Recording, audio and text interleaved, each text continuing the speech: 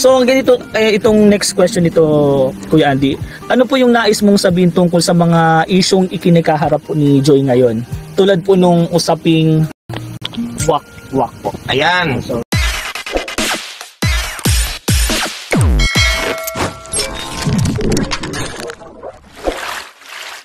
okay guys, isa na muling mapagpalang umaga, tanghali, gabi po sa inyo lahat. Sana po ang lahat ay nasa mabuting kalagayan at ligtas po sa anumang kapahamakan. Saan man po kayo dako ng mundo naroroon. Ako pumuli ang inyong lingkod, Maestro 21 TV, at sa ating video ngayong araw na ito mga kalingap, tayo muli po ay magbibigay ng ating panibagong reaksyon tungkol nga po dito sa naging interview po ni Andy Kayakap Vlog sa ina po ni Joy Diwata at siyempre nanay din po ni Rhea, kung saan mainit na trending na pinag-uusapan ang kanya pong post kung ito man po ay may katotohanan o wala. So alam ko magkakaiba ang paniniwala ng ating mga supporters. May naniniwala na totoo na sinabi po niya at may pinatutungkulan niya talaga itong si Kalinga Prab. At siyempre may tagapagtanggol din naman po itong si Rhea na hindi. So hindi natin alam kung alin dyan po ang katotohanan. Tanging lamang po si Rhea ang makakasagot po niyan mga kalingap. Okay? So yan po ang ating pag-uusapan. Yung focus po dyan mga kalingap. Itong sinasabi po dyan na wak-wak. Dahil po sa mga pangyayari na ito. Mayroon na ba talagang nangyayaring wakwakan? Pag sinabi natin wakwakan mga kalingap, ito yung ginagawa ng ating mga sponsor, sponsor na nakikipag-ugnayan na pong direkta sa ating pong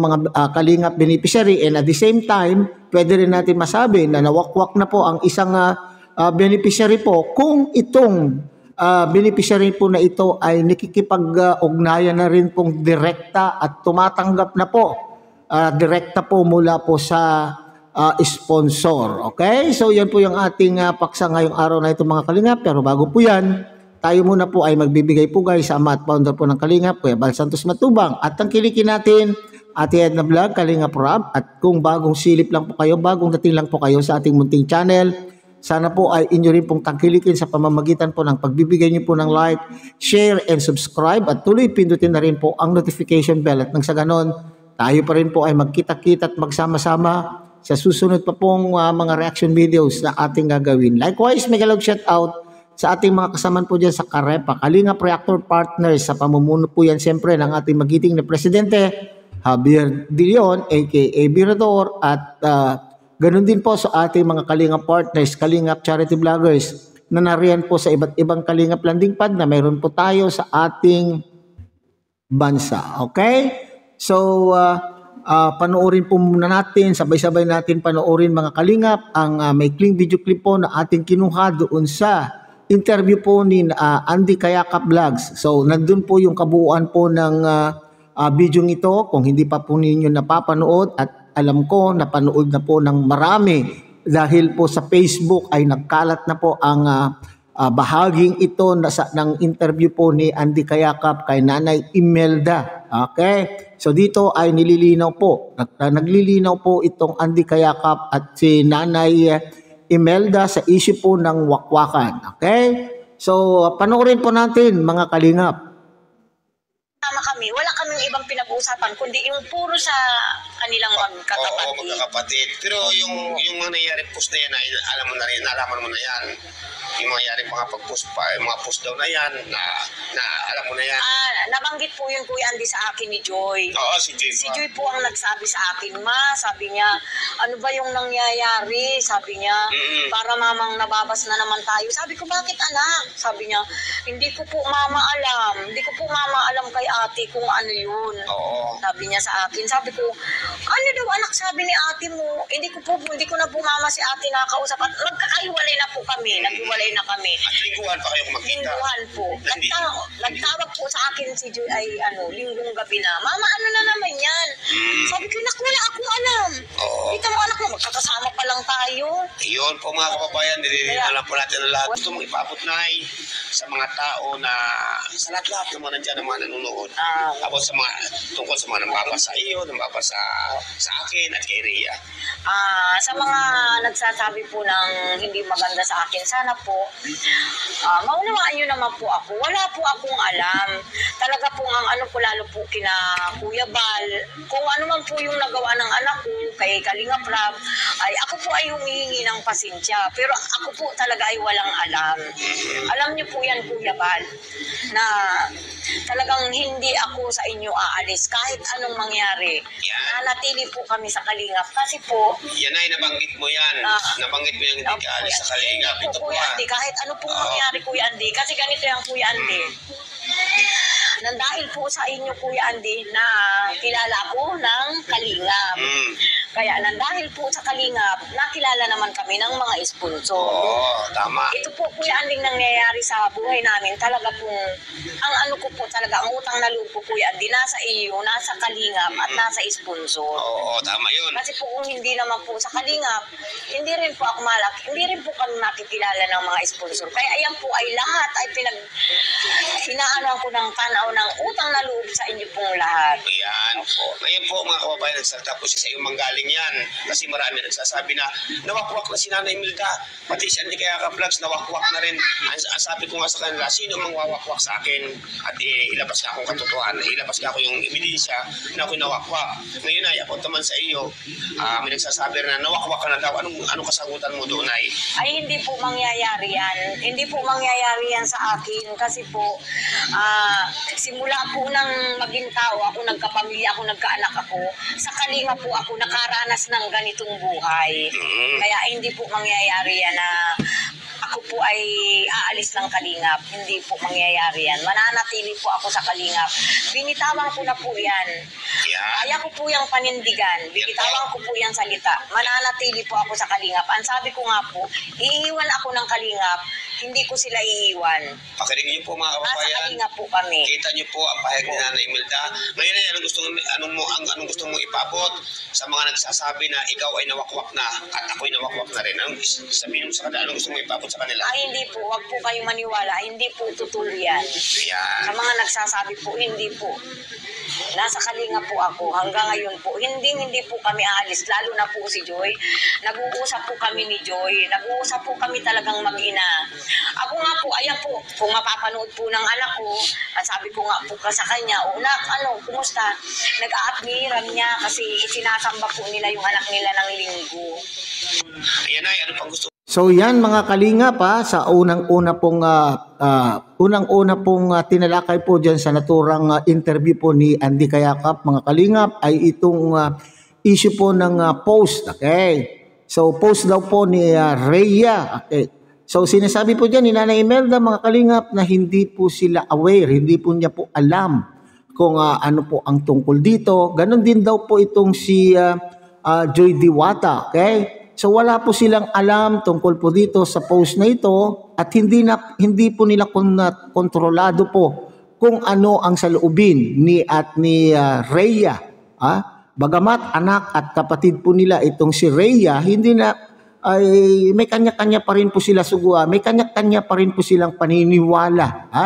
So hindi kontrolado ng ina ang mga ipinupost ng kanya pong anak. At sabi ko nga doon sa ating unahan ng ang video ito, sinasabi po natin, hindi pa natin mai-establish kung sino po talaga ang tinutukoy po ni Rhea po sa kanyang post. Bagamat maraming naniniwala na ito ay patungkol po kay Kalinga Prab. Doon sa content natin kanina lang po ay naniniwala po itong si Kalinga Prab na siya po yung pinatutungkulan. Kaya po naglabas po siya ng kanya pong sama ng loob tungkol po sa pamilya o sa beneficiary. Okay? So sana lang dito, sabi ko nga ay hindi hawak ng utak ng ina at ng kapatid kung ano ang paniniwala ng kanila pong kapamilya. So sana lamang ay hindi damay. Okay? Hindi natin isasali sa bangayan, hindi natin isasali kung ano man po yung nababasa po natin yan kasi sobra naman po. So mga Kalingap viewers, mga Kalingap supporters, sana lang ay wag naman pong masyadong sobra. Yung inyo pong mga palalait, pambabalahura, pambabash sa pamilyang ito, alalahanin po natin na sila pa rin po, wala pa pong formal, walang pang formal na anunsyo na sinasabi na itong pamilyang ito ay binibitawan na po ng Kalingap. Sila pa rin po ay mga Kalingap beneficiaries. So sana ay protektahan naman natin yung ng ating mga beneficiaries. Alam ko maraming nagmahal naman po sa inyo sa mga sa pamilyang ito. Dangan nga lamang may dumating na pangyayaring ganito. Nasabi ko nga, tanging itong si Rhea lamang po ang makakaresolba ng problema na ito. At siya rin po kasi ang nakakaalam kung ano po talaga ang katotohanan sa post na yan. Okay? So sana ay maresolba sa madaling panahon. So dito naman po sa wakwakan, marami kasing maraming naniniwala, maraming taga-masid, maraming taga-obserba na itong pamilyang ito ay nawakwak na. Bakit kaya? Ano yung basihan ng mga taong ito na sinasabi po na ang Joy Diwata at ang buong pamilya po ay nawakwak na? Lalo na po itong pagpo-post po ni Rhea ay lalong sumidhi yung paniniwala ng ilan na itong pamilyang ito ay nawakwak. Para sa akin, opinion ko lang po ito at binabase ko lang din po itong opinion kong ito sa aking nababasa. Sa aking mga nababasa, mga Kalingap, ay ang obserbasyon po nila kaya sinasabing nawakwak na po ang pamilyang ito ay ano po ang dahilan. Ito yung pagsuporta. Ito yung pagsuporta po ng mga sponsor sa mga pag-aaral po ng magkapatid, dalawang magkapatid. Hindi ko alam kay Rhea kung kasama po ng mga na sinusuportahan po ng mga sponsor sa pagpapa-apartment, sa pagbibigay ng allowance, lalong-lalo na po itong pangalawang pabahay po kay Rhea diyan po sa Daet. Itong pagsuporta ng mga sponsors na ito, mga Kalingap, ay hindi hawak. Sila po ang nagmamanage sa programa po nila ito, sa proyektong ito. Kaya po kung inyo pong napapansin, wala tayong nakikitang vlog mula po kay Kalingap Rab, pero may usapan daw po. Itong mga sponsors na ito ay may usapan po bago po nila isimulan ang proyekto, ay may usapan po sila kay Kalingap Rab. Okay, so na sila po ang hahawak ng proyekto ng pabahay na yan. So siguro ito po yung isa sa mga dahilan. Sinasabi ko lang, opinion ko ito. Isa po siguro ito sa mga dahilan, mga Kalingap, na sinasabi na ang pamilyang ito ay nawakwak na. Hindi lamang po ang pamilyang ito ang sinasabing nawakwak na, kundi pati na rin po si Andy Kayakap. Bakit po nadamay po dito si Andy Kayakap? Dahil po si Andy Kayakap ang pinagkatiwalaan ng mga sponsor na siyang mag-i-implement dun sa kanila pong mga sa kanila pong proyektong pabahay para po kay Joy Diwata. Kaya hindi maiwasan na pag-isipan din po itong si Andy Kayakap na nawakwak na po. Alalahanin po natin, mga Kalingap, na itong si Andy Kayakap Vlogs ay isa pa rin po yan na Kalingap. So ibig sabihin, itong mga sponsors na ito ay nakikipag-ugnayan kay Andy Kayakap. So parang pareho na rin po na sila po ay nakikipag-ugnayan kay Kalingap Rab, kasi Kalingap pa rin po yung kanila pong pinagkakatiwalaan na pinagpapadalhan ng pangproyekto o pampabahay. Hindi naman po itong pamilya po ni Joy Diwata ang rektang pinapadalhan para po sa pabahay project na itong mga Kalingap. So dito, noon pa man sinasabi ko itong pahayag po ni Nanay Imelda tungkol po sa salitang wakwak. Noon pa man po ay malaki po ang pagtanaw ng utang na loob. Alam na alam po natin yan. Simulat sa Paul ay napakalaki po yung pagtanaw po nila ng utang na loob. At maski rin po kay Joy Diwata ay naririnigan po natin sa mga vlog po ni Kalingap Rab noon na talagang sa Kalingap po siya, malaki ang pagtanaw na utang na loob po niya sa Kalingap sapagkat siyempre nandyan na po yung isinusumbat na hindi po sila nakilala ng mga sponsor kung hindi dahil po sa Kalingap. Yan, at ngayon na naman po ay inulit po ni Nanay Imelda. Nagpapasalamat po siya sa Kalingap na kung hindi dahil po sa Kalingap, na kung hindi dahil po kay Andy Kayakap Vlog at ang buong Kalingap team, ay hindi rin po sila madidiscover, hindi rin po sila makikita ng mga sponsor na siya naman pong tumutulong sa mga ilang pangangailangan po ng pamilyang ito. Ito naman po ang ating masasabi po dyan. Kasi marami po tayong nababasa na parang ang gusto po lang nilang itaas dito mga Kalingap ay ang mga sponsor na talaga naman pong sila yung nagbibigay. Opo, sila nga po. Pero alalahanin po natin yung sinabi po dyan ni anong pangalan niya? Ni Nanay Imelda na kung hindi dahil sa Kalingap, hindi sila makikita ng mga sponsor. So ganito na lamang po para hindi natin po yan pagdiskusyonan mga Kalingap. Partnership po yan mga Kalingap. It's a partnership between the Kalingap and these sponsors. Okay. So, wag na natin pong pag-usapan kung ay mas malaking binibigay po. Kasi may nakikita tayo na mas malaki daw po ang binibigay kaya ng sponsors. Kaya, mas lalo po nilang itinataas yung sponsor.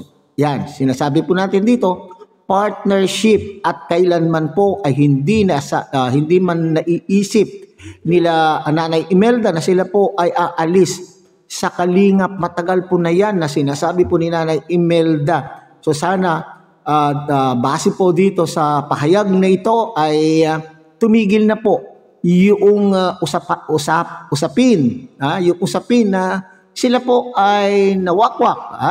At ito naman po siguro mga sponsor na ito ay alam din po nila yung proseso po ng Kalingap kung saan ay kinakailangan pong walang rekta. Kasi madadamay po, mare-red flag po ang ating mga beneficiaries. Nakita po naman po ninyo na sinasabi po dyan na mahal po nila ang Kalingap. Hindi lang po natin alam. Hindi rin po natin alam mga Kalingap kung ano ang saloobin naman tungkol dito po ni Rhea. Ang nakikita lang po natin naman dito ay si Joy Diwata at si Nanay Imelda na nagsasabing talagang malaki ang utang na loob po nila, ang pagtanaw na utang na loob po nila sa Kalingap. Anyway, lilinawin din po natin na sa ating pong pagkakaintindi, ang beneficiary po talaga dito ay itong si Joy Diwata at ang kanyang nanay at kasama po yung bunso. At si Rhea naman ay bilang may asawa na at may anak na, parang hindi naman po yata siya kasali as hindi natin may consider na isang beneficiary. Okay? So sana lang kung saan man paroroon o saan man makakarating ang usapin tungkol po kay Rhea, wag sana po nating idamay itong si Joy Diwata at si Nanay Imelda kasi sila po ang patunay na nagsasabi, hindi po sila nawakwak. At idamay na rin po natin mga Kalingap itong si Andy Kayakap. Hindi rin po na wakwak po yan kasi itong si Andy Kayakap Vlogs ay nagsimula po sa Kalingap. Ang kanya pong loyalty sa aking palagay ay nasa Kalingap. Okay, so hanggang dyan na lang muna tayo mga Kalingap. Bulit, tangkilikin po natin Kuya Bal Santos Matubang, Ate Edna Vlog, Kalingap Rab. At siyempre, sana po ay tangkilikin din po ninyo ang munting channel na ito sa pamamagitan po ng pagbibigay niyo po ng like, share, and subscribe. At tuloy pindutin na rin po ang notification bell at sa ganon, tayo pa rin po ay magkita-kita at magsama-sama sa susunod pa pong mga reaction videos na ating gagawin. Isang mapagpalang umaga, tanghali, gabi sa inyong lahat. Mabuhay po kayo at God bless everyone.